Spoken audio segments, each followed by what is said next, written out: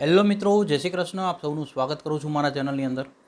Canada તરફથી એક બહુ જ મોટી અપડેટ તમારી સાથે શેર કરું, જેની અંદર પોસ્ટ સ્ટડી વર્ક પરમિટ એટલે કે સ્ટડી પૂરું કર્યા પછી તમને વર્ક પરમિટ હવે મળશે કે નહીં મળે, જેના ઉપર રિસન્ટ અપડેટ આવી રહી છે, જે હું તમારી સાથે શેર કરું છું. જ્યારે બી આ 18મી સપ્ટેમ્બરે જે માર્ક મિલરે નવા ચેન્જીસ અનાઉન્સમેન્ટ કર્યા હતા, ત્યારે એ વસ્તુ કહેવામાં આવી હતી કે બેચલર અને માસ્ટરવાળા કોર્સ અથવા માસ્ટર અને પીએચડીવાળાને તો વર્ક પરમિટ 2+3 મળશે જ મળશે. બટ જે ડિપ્લોમા કોર્સિસ છે, પોસ્ટ ગ્રેજ્યુએશન કોર્સિસ છે, આ લોકોની વર્ક પરમિટ ડિમાન્ડ એટલે કે એનઓસી કોડની ડિમાન્ડ પ્રમાણે એમને આપવામાં આવશે. એના ઉપરની આજે બહુ જ મોટી અપડેટ હું તમારી સાથે શેર કરીશ કે જે જાણવી તમારા માટે બી ખાસ જરૂરી છે. બિકોઝ હવે તમને ખ્યાલ આવશે કે તમારો કયો કોર્સ છે અને આ કોર્સ પ્રમાણે જ તમને જો વર્ક પરમિટ મળે છે કે નથી મળતી.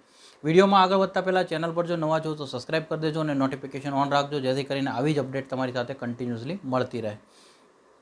હવે જો વિડીયોની અંદર આગળ વધું કે જેની અંદર અત્યારે જે આઈઆરસીસીનું ન્યૂ અનાઉન્સમેન્ટ આવ્યું છે, ન્યૂ અપડેટ આવી છે, એ પ્રમાણે કેનેડાની અંદર હવે કયા કોર્સને વર્ક પરમિટ મળશે. તો સૌથી પહેલી કન્ડિશન આની અંદર રાખવામાં આવી છે 1 નવેમ્બર. ડેટ બહુ જરૂરી છે.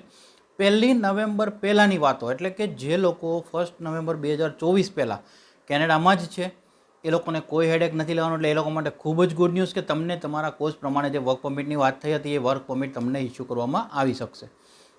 સેકન્ડ વાત કે જે લોકો 1 નવેમ્બર એટલે કે જનવરી ઇન્ટેકના સ્ટુડન્ટો છે, જેમના વિઝા ઇસ્યુ થઈ ચૂક્યા છે, અથવા હજી એમ કહું કે આની અંદર કે જે લોકોએ વિઝા ફાઇલ લોગિન કરી દીધી છે, અથવા હજી એક વસ્તુ કહું કે 30મી ઓક્ટોબર અથવા 31મી ઓક્ટોબર પહેલાં જો તમે તમારી વિઝા ફાઇલ લોગિન કરી દેશો તો બી તમારા કોર્સ પ્રમાણે તમને વર્ક પરમિટ મળશે, જેની અંદર માસ્ટર, પીએચડી અથવા બેચલરની જે 4 years course plus 3 years work permit મળતી હોય. બેચલરમાં માસ્ટરની અંદર જોઈએ તો 2 યર્સનો વર્ક સ્ટડી અને 3 વર્ષની વર્ક પરમિટ મળતી હોય.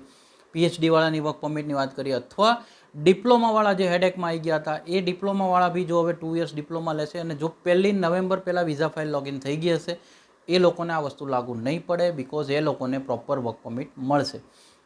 અને જે લોકો ત્યાં હતા અને જે સ્ટુડન્ટ ત્યાંથી ક્વેશ્ચન કરતા હતા તો જેમનું કન્ફ્યુઝન હતું એ લોકોને તો વર્ક પરમિટ મળશે જ મળશે. એટલે હવે એમના માટે આ એકચ્યુઅલી નિયમ જે છે એ લાગુ નહીં પડે. હવે મેઇન બાકીના ટોપિક પર આગળ વધીએ કે જેની અંદર કયા કોર્સિસ, તો કે ભાઈ 1 નવેમ્બર પછી જે લોકો ઇન્ટેક લેવાના છે, જેને જાન્યુઆરી ઇન્ટેકમાં જવું છે, મે ઇન્ટેકમાં જવું છે, નેક્સ્ટ સપ્ટેમ્બરમાં જવું છે, એ લોકોએ બી તો ખાસ ધ્યાન રાખવું પડશે કે હવે કયા કોર્સ લેશે તો વર્ક પરમિટ મળશે. અધરવાઇઝ એવું થશે કે એવા જે કોર્સિસ છે જે 1 નવેમ્બર પછી એપ્લિકેશન કરવાથી વર્ક પરમિટ જો ના મળતી હોય અને ભણીને રિટર્ન આવી જવાનું હોય તો એ કોર્સિસ લઈને તમે બી તમારા પૈસા ના બગાડો. અચ્છા, હજી એક આની અંદર બી ચેન્જીસ કહી દઉં કે જેની અંદર તમે લોકો બી જ્યારે સ્ટડીની અથવા જે નવા ચેન્જીસ આવ્યા ત્યારે એ વસ્તુ વાત કરવામાં આવી હતી કે IELTS તમારે વર્ક પરમિટ વખતે આપવી પડશે. તો એ હું તમને કહીશ કે હા, એ રૂલ્સ જે લોકો 1 નવેમ્બર પહેલાં એપ્લાય કરે છે અથવા જે લોકો ઓલરેડી કેનેડામાં છે, જેમના સ્ટડી વિઝા કરી પર એ લોકોનું સ્ટેટસ છે, એ લોકો એની વર્ક પરમિટ જ્યારે એપ્લાય કરશે 1 નવેમ્બર પહેલાં આવેલા વિઝા અથવા 1 નવેમ્બર પહેલાં તમે વિઝા ફાઇલ કરી દો અને જાન્યુઆરી ઇન્ટેકમાં જો તમે વિઝા લઈને જાઓ છો, પણ તમે જ્યારે બી વર્ક પરમિટ એપ્લાય કરશો ત્યારે IELTS અથવા એના પેરેલલ લેંગ્વેજ એટલે કે IELTSની સામે તમે સેલ્ફીપ છે, પીટી છે, આ બધી એક્સેપ્ટન્સમાં લેશે. હવે તો કે સ્ટાર્ટિંગમાં જ્યારે વાત હતી ત્યારે એવી વાત હતી કે કોર્સિસ પ્રમાણે કે ભાઈ જેમ કે માસ્ટર કોર્સ છે, પીએચડી કોર્સ છે, તો 7 CLB લેવલ 7 એટલે કે reading, writing, listening, speaking each module 6 band લાવવા પડશે. ડિપ્લોમાવાળાની વાત હતી તો કે CLB લેવલ 5ની વાત હતી.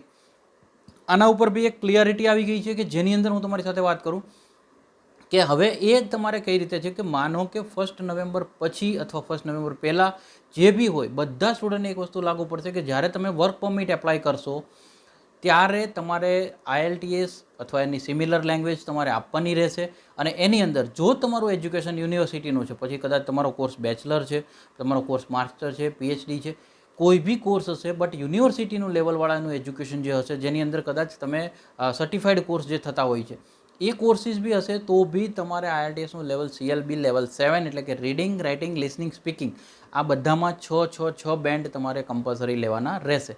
અને જેમનું એજ્યુકેશન કોલેજ લેવલમાં હશે અથવા કોલેજમાંથી કરશે, ઘણી વખતે એવું હતું કે જ્યારે પાસ્ટમાં બી સ્ટુડન્ટો પૂછતા કે કોલેજ લેવાય કે યુનિવર્સિટી લેવાય, ત્યારે લગભગ એવું ગાઈડ કરવામાં આવતું કે યુનિવર્સિટી કરતાં કોલેજમાં એજ્યુકેશન લેવું કેનેડામાં બેટર છે, બિકોઝ એ લોકોને ઇઝી રસ્તા મળી રહેતા પ્લસ ફીઝની અંદર બી બેનિફિટ્સ થતો.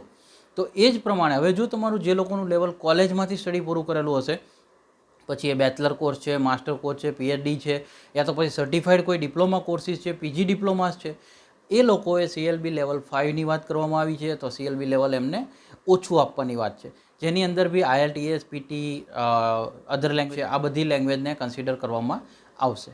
આ મેઇન અપડેટ જે તમારી સાથે આવી છે. હજી આના સિવાય આની અંદર ઘણા એવા NOC કોર્સ કે જેને હાઈ ડિમાન્ડ પ્રમાણે અથવા 1 નવેમ્બર પછી જે લોકો એપ્લાય કરશે એ લોકોને કયા કોર્સ લેવા, એના માટે બી હું આનો હજી પાર્ટ 2 રિલીઝ કરીશ. બને એટલો જલ્દી તમારી સાથે શેર કરીશ. જો માહિતી અત્યારે સારી લાગી છે તો લાઇક કરી દેજો. મેક્સિમમ લોકો સુધી શેર કરવાનું ના ભૂલતા. Because spread education, support education. Thank you so much. જય હિન્દ, જય ભારત.